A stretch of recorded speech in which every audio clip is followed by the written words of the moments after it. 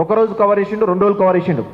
ఆ తదనంతరం 16వ తారీఖు నాడు అంటే ఆదివారం రోజు అర్ధరాత్రి సమయంలో పుల్లా రవీందర్ తన ఇంట్లో నివాసం ఉన్న సమయంలో అర్ధరాత్రి దాదాపు 10-11 గంటల ప్రాంతంలో ఎవరైతే ఈ జిల్లా కాంగ్రెస్ ప్రధాన కార్యదర్శి ఎవరైతే ఉన్నారో కొక్కిరాల మధువంశీ రావు తన అనుచరులు ఎవరైతే ఉన్నారో దాదాపు 7-8 మంది 2 కార్లలో వచ్చేసి తన ఇంటి డోరు కొట్టేసి ఆ డోర్ తీయగానే పిడిగుద్దులతోటి ఇష్టారీతిన కొట్టినటువంటి విషయం పైన ఈరోజు కొట్టడమే కాకుండా తను దళితుడు కాబట్టి ఇక చెప్పరా అనరాన్ని మాట్లాడినారు. మాదిగా లకారంతో తీడుతూ, చాలా సందర్భాల లకారంతో తీడుతూ, తనని దుర్భాషలాడుతూ, కులం పేరుతో దుర్భాషలాడుతూ, తనని పిడిగుద్దులు గుద్దుతూ అనేక రకాలుగా హింసించడం జరిగింది. ఆ సందర్భంగా ఆ పుల్లా రవీందర్ అనే వ్యక్తి అదే సమయంలో స్థానికంగా ఉండేటువంటి సిఐకి ఫోన్ చేయగానే ఇమీడియట్గా ఎస్ఐని పంపించడం జరిగింది. అక్కడ ఎస్ఐ కూడా మొత్తం చూసి దానికి సంబంధించినటువంటి పైన నెక్స్ట్ డేనో తర్వాత రోజు కేసు పెట్టడం జరిగింది. దానిలో A1, A2, A3, A4, A5 అని చెప్పేసి దాదాపు ఒక 7-8 మంది పేర్లు పెట్టడం జరిగింది. ఆ తర్వాత జరిగిన విషయాలు ఏంటంటే పుల్లా రవీందర్ తన గాయాలైనాయి కాబట్టి భూపాలపల్లి జిల్లా కేంద్రంలో ఉన్నటువంటి 100 పడకల ఆసుపత్రిలో చికిత్స కోసం అక్కడ వెళ్ళడం జరిగింది. అక్కడ దాదాపు 3-4 రోజులు చికిత్స పొందిన తర్వాత అక్కడ అప్పటి వరకు ఇష్యూ ఏంటంటే కేవలం చిట్యాల భూపాలపల్లి వరకే చర్చ జరుగుతూ ఉంది. అయితే ఎప్పుడైతే ఈయన 100 పడకల ఆసుపత్రిలో చికిత్స పొందుతున్నారో అప్పుడు అక్కడ ఉన్నటువంటి స్థానికంగా జర్నలిస్ట్ కాబట్టి జిల్లా స్థాయి సంబంధించిన జర్నలిస్ట్ సంఘాలు వెళ్ళి ఖండించడం, ప్రజా సంఘాలు వెళ్ళి ఖండించడం, ఇది కాస్త కొంత జిల్లా దాటి బయటికి రావడం జరిగింది న్యూస్ అంతా కూడా.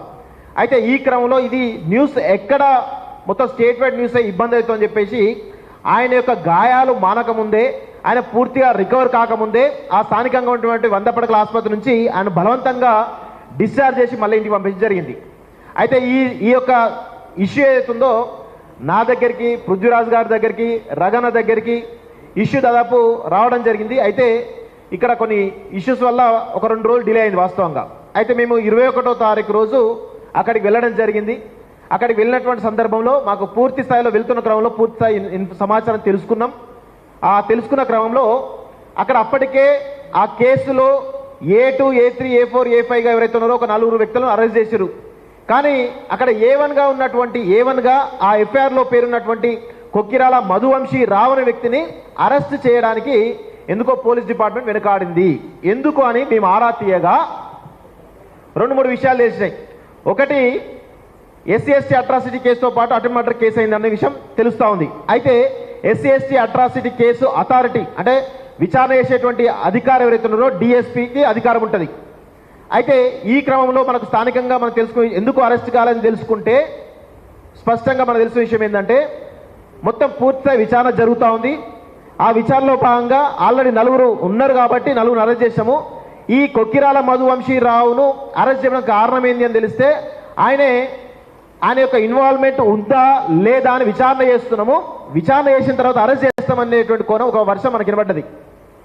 అయితే దీని వెనకాల ఉన్నటువంటి రాజకీయ కుట్ర కోణం ఏంది అని మనం ఆరాధిస్తే అక్కడ ఈ SC/ST అట్రాసిటీ కేసు సంబంధించినటువంటి విచారణాధికారి ఎవరైతే ఉన్నారో DSP సంపత్ రావు, ఒక వెలమ సామాజిక వర్గం సంబంధించినటువంటి వ్యక్తి, స్థానికంగా ఉండేటువంటి ఎమ్మెల్యే గండ్ర సత్యనారాయణ రావు వెలమ సామాజిక వర్గం సంబంధించిన వ్యక్తి, అదేవిధంగా ఇప్పుడు DCC ఆ జిల్లా కాంగ్రెస్ పార్టీ ప్రధాన కార్యదర్శిగా ఉన్నటువంటి ఎవరైతే A1గా ఉన్నటువంటి కొక్కిరాల మధువంశీరావు ఎవరైతున్నారో వెలమ సామాజిక వర్గం, ఇట్లా ఇదంతా ఏంటంటే ఈ మధువంశీరావు అనే వ్యక్తి ఎమ్మెల్యేకు ప్రధానమైనటువంటి అనుచరుడు ఆ మండలంలో. అదేవిధంగా DSPకి దగ్గరి చుట్టము అనేది ఒక వర్షం వినిపిస్తూ ఉంది. సో ఈ వర్షంలో భాగంగా ఆ నిందితుడు A1గా ఉన్నటువంటి నిందితుడు కాపాడేటువంటి ప్రయత్నం జరిగింది అనేది చాలా స్పష్టంగా మాకు అర్థమైంది. అదేవిధంగా అక్కడ 100 పడకల ఆసుపత్రిలో చికిత్స పొందుతున్నటువంటి సమయంలో పుల్లా రవీంద్ర అనేటువంటి జర్నలిస్ట్ చికిత్స పొందుతున్న సమయంలో ఆ జర్నలిస్ట్ దగ్గరికి కొంతమంది జర్నలిస్టులు రాయబారానికి వచ్చారు. నువ్వు మధువంశీరావు పేరు లేదు అని చెప్తే నీకు 4 లక్షల రూపాయలు ఇస్తాము, అదేవిధంగా నీ భార్యకు ఉద్యోగం పెట్టిస్తాము, అదేవిధంగా నీకు ఏవైతే గాయాలైనాయో ఆ గాయాలకు సంబంధించి నిన్ను మంచి కార్పొరేట్ ఆసుపత్రిలో చికిత్స చేపిస్తాం అని చెప్పేసి ప్రలోభాలకు గురి చేసిరు.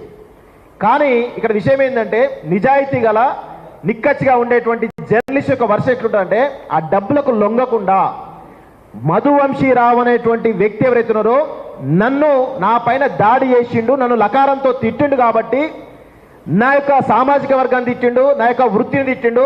ఈరోజు నేను కనుక ఈ యొక్క డబ్బులు తీసుకొని లొంగిపోతే రేపు దేశవ్యాప్తంగా రాష్ట్ర వ్యాప్తంగా అనేక మంది జర్నలిస్టుల పైన ఇలాంటి దాడులే జరుగుతాయి. నాకు జరిగినటువంటి నా పైన జరిగినటువంటి సామాజిక దాడి కావచ్చు, భౌతిక దాడి కావచ్చు, ఇంకొక జర్నలిస్ట్ పైన దాడి జరగొద్దు అంటే నేను ఈ యొక్క ప్రలోభాలకు లొంగొద్దు అని చెప్పేసి చాలా స్పష్టంగా నిర్ణయం తీసుకొని ఆయనే ఖచ్చితంగా మధువంశీరావు అనే వ్యక్తి అరెస్ట్ కావాల్సిందే.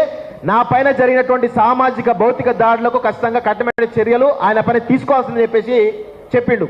నిజంగా ఎవరైతే జర్నలిస్ట్ పుల్లా రవీందర్ యొక్క ఆర్థిక పరిస్థితి మనం చూస్తే మేము వెళ్ళాం, అక్కడ ఇంటికి వెళ్ళాం. ఒక 2 రూమ్ల ఇల్లు, అది ఒక బెడ్రూము, ఒక చిన్న హాలు, అందులోనే కిచెన్. నిజంగా ఒక జర్నలిస్ట్ కనుక ఆయన నిజంగా డబ్బులకు ఆశపడి ఉంటే కనుక ఆయనకున్న పరిస్థితులు వాస్తవంగా ఆశపడే అవకాశం ఉంటుంది. కానీ ఆయన జర్నలిస్ట్ వృత్తినే నమ్ముకున్నాడు కానీ డబ్బులు నమ్ముకోలేదు. అందుకే ఆయన ఆ యొక్క నిందితులు ఎవరైతున్నారో వాళ్ళకు కఠినమైన చర్యలు తీసుకొని చెప్పేసి చెప్పిండు. ఇది చాలా స్పష్టంగా జరుగుతోంది. మేము 21వ తారీఖు వెళ్ళిన తర్వాత ఇష్యూను కొంత స్టేట్ వైడ్ తీసుకొచ్చే ప్రయత్నం చేసినాం. ఈ క్రమంలో నెక్స్ట్ డే 22వ తారీఖు మేము 21 తారీఖు చాలా స్పష్టంగా డిమాండ్ చేసినాం. అక్కడ విచారణ అధికారిగా ఉన్నటువంటి డిఎస్పీ సంపత్రావు ఉండడం వల్ల ఈ కేసు పక్షపాతంగా జరిగేటువంటి అవకాశం ఉంది. నిష్పక్షపాతంగా విచారణ జరగాలి అంటే ఆయనను ఆ విచారణ అధికారిని తీసేసి వేరే అధికారికి ఇవ్వాలని చెప్పేసి ఎస్పీ గారిని, స్థానికంగా ఉండేటువంటి పోలీస్ డిపార్ట్మెంట్ వాళ్ళని మేము రిక్వెస్ట్ చేస్తాం, డిమాండ్ చేస్తాం. నెక్స్ట్ డే 21వ తారీఖు మేము వెళ్ళాము. 22వ తారీఖు రోజు డిఎస్పీ సంపత్రావును తప్పించి అక్కడ పక్కనే కాటారం సంబంధించిన డిఎస్పీ సూర్యనారాయణ అనుకుంటా ఆయనను విచారణాధికారి నియమించిన తర్వాత నియమించిన 24 గంటల్లోనే నెక్స్ట్ డే అంటే 23వ తారీఖు ఎవరైతే A1తో పాటు మరికొంతమంది నిందితులు తమ యొక్క హోండా సిటీ కారు తీసుకొని లొంగిపోవడం జరిగింది అనేది మనందరం కూడా వార్తల్లో చూసినాం. అయితే నిన్న జరిగిపోయింది ఏది A1గా ఉన్నటువంటి వాళ్ళతో పాటు మరికొంతమంది కూడా అరెస్ట్ కావడం జరిగింది. ఇంతటితోటి ఈ కేసు సమసిపోయిందా అనేటువంటి ఆలోచన మా అందరికీ రావచ్చు. అరెస్ట్ అయింది కదా, ఇంకా రౌండ్ టేబుల్ ఎందుకు పెడుతున్నారు అనేటువంటి ఆలోచన రావచ్చు. అదేవిధంగా ఆ యొక్క ప్రెషర్ మా మీద కూడా రావడం జరిగింది. అయిపోయింది కదా, అరెస్ట్ చేశారు కదా, ఇంకా రౌండ్ టేబుల్ ఎందుకు అని చాలా మంది మా మీద ప్రెషర్ చేసి పెట్టొద్దు అని చెప్పేసి. కానీ ఇక్కడ జరుగుతున్న విషయం ఏంటంటే ఈరోజు పుల్లా రవీందర్ పైన దాడి జరిగింది. రేపు చాలా మంది జర్నలిస్టుల పైన ఇలాంటి దాడులే జరుగుతాయి.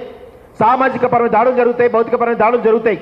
మరి అలాంటి దాడులను ఖండించాలంటే మరి ఈ యొక్క ఇష్యూను ఇంకొంచెం డెప్త్గా స్టేట్ వైడ్ తీసుకుపోయే ఉద్దేశంతో ఈ యొక్క రౌండ్ టేబుల్ కాన్ఫరెన్స్ పెట్టడం జరిగింది. అయితే ఇక్కడ మనం ఒక విషయం ఆలోచించాలి. ఒక చిట్యాలలో జరిగినటువంటి ఒక చిన్న జర్నలిస్ట్ పుల్లా రవీందర్ సంబంధించిన ఇష్యూను ఇంతదాకా చేయాలా అని అంటే జర్నలిస్ట్ అంటే జర్నలిస్టే. అది పెద్ద జర్నలిస్టా చిన్న జర్నలిస్టా పక్కన పెట్టండి. అది ప్రొఫెసర్ నాగేశ్వర్ పైన జరిగిన దాడి అయినా, పుల్లా రవీందర్ పైన జరిగిన దాడి అయినా కానీ అది జర్నలిస్ట్ పైన జరిగిన దాడిగా మనందరం కూడా చూడాలి. ఆ కోణంలోనే మనం ఈ యొక్క ఇష్యూను టేకప్ చేయాలని చెప్పేసి నిర్ణయం తీసుకున్నాం. ఆ ప్రకారంగానే ఉన్నాం. సో ఖచ్చితంగా ఈ యొక్క రౌండ్ టేబుల్ సమావేశంలో మన నిర్ణయం ఏం తీసుకోవాలి అంటే ఈ కేసులో ఇంకా పూర్తిస్థాయి విచారణ జరగాలని చెప్పేసి మనం చెప్పాలి. ఇంకెవరైనా నిందితులు పెండింగ్లో ఉంటే వారిని అరెస్ట్ చేయాలి. అదేవిధంగా స్థానికంగా ఉండేటువంటి ఎవరైతే డిఎస్పీ సంబంధించిన సంపత్రావు కానీ లేకపోతే స్థానికంగా ఉండే ఎమ్మెల్యేలు కానీ దయచేసి ఈ యొక్క కేసులో మీ జోక్యాన్ని తగ్గించుకోవాలని చెప్పేసి కూడా ఈరోజు ఈ రౌండ్ టేబుల్ నుంచి మేము రిక్వెస్ట్ చేస్తా ఉన్నాం. అదేవిధంగా జర్నలిస్టుల పైన ఇలాంటి దాడులు అంటే వార్తలు రాసినందుకు దాడులు చేసేటువంటి ఈ సంస్కృతి ఏదైతే వస్తుందో దయచేసి అది రావద్దు. అంటే 100% జర్నలిస్టుల పైన దాడులు జరిగినప్పుడు కఠినమైనటువంటి చట్టాలు రావాలనేటువంటి ఒక తీర్మానం కూడా ఈ రౌండ్ టేబుల్ సమావేశంలో జరగాలనేటువంటి ఉద్దేశంతో కూడా ఈ యొక్క రౌండ్ టేబుల్ మనందరూ కూడా దీనిపై కూడా చర్చ చేయాలని చెప్పేసి కూడా కోరుతూ ఈ కేసు ఇంకా పూర్తి స్థాయిలో ముందుకు పోవాలి. ఇంకా ఎవరైనా ఉంటే నిందితులు అరెస్ట్ కావాలని చెప్పేసి కూడా డిమాండ్ చేస్తా ఉన్నాం. మేము అదేవిధంగా డిఎస్పీ గారిని అదేవిధంగా అక్కడ ఉన్నటువంటి భూపాలపల్లి ఎస్పీ గారిని కూడా కోరుతా ఉన్నాం. దయచేసి ఈ కేసులో ఇంకా పూర్వపరాలు